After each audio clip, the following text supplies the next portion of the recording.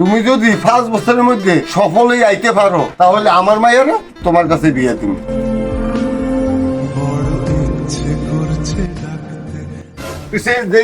কথা কস এই ছেলের ঘর নাই, বাড়ি নেই, টাকা নেই, পয়সা নেই, কি উদ্দেশ্যে তার কাছে তোর বিয়ে দিন? ওই ছেলের কোনো কথাবার্তা করবি না, তোর কিছুই জানা নেই তার সম্বন্ধে। যদি সে সাকসেস হইতে পারে। ও তুমি আইছো এই বাম তুফানের মধ্যে, আমি তোমাকে ডাকলাম, তুমি আইছো, তাহলে আমি জানি তুমি আমার মেয়েরে কতটা ভালোবাসো।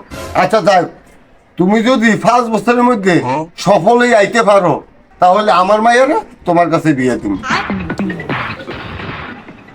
আপনি যদি আপনার মেয়েকে আমার জন্য 5 বছর রাখতে পারেন তাহলে আমি আমার রক্ত পানি করে হইলেও প্রতিষ্ঠিত হইয়া আমি আবার আসবো, এসে আপনার মেয়েকে আমি বিয়ে করব।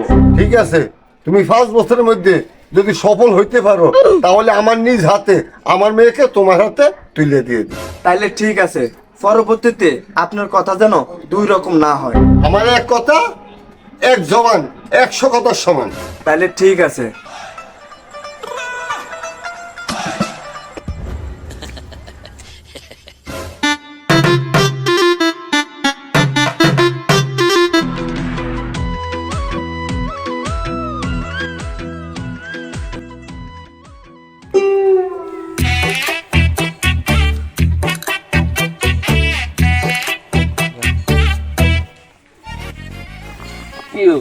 আজকে তোমার মনে খুশি খুশি লাগতেছে? আরে ভাই, আগামীকালকে আমার 5 বছর পূর্ণ হবে। আমার পছন্দের মানুষের সাথে আগামীকালকে আমাদের বিয়ে হবে। তার বাবা আমাকে কথা দিয়েছে। এখন আমি সাকসেসফুল একজন মানুষ, আমার টাকা পয়সা বাড়ি গাড়ির অভাব নেই। ঠিক আছে ভাই, গেলাম।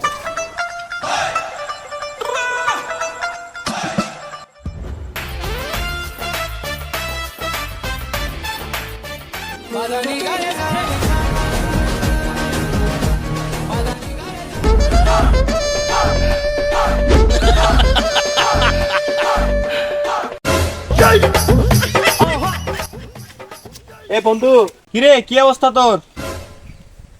এই তো বন্ধু, মাত্র বিদেশ থেকে আইলাম। তখন কোথায় যাইতেছস? বন্ধু, তুই তো জানোস ফাকির সাথে আমার সাথে বিয়ে হওয়ার কথা ছিল 5 বছর আগে।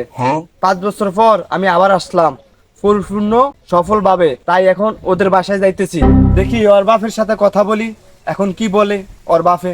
ফাঁকি? কোন ফাঁকি? তুই কোন ফাঁকির কথা বলতেছস? ওই যে পাশের গ্রামের ফাঁকি, তার সাথে তো আমার সাথে বিয়ে হওয়ার কথা ছিল। আজ 5 বছর পূর্ণ হয়েছে, তাই আমি আইছি ওকে বিয়ে করার জন্য। ও আচ্ছা, তুই ওই ফাঁকির কথা বলতেছস।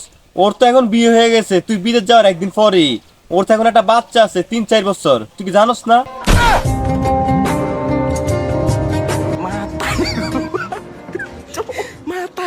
বন্ধু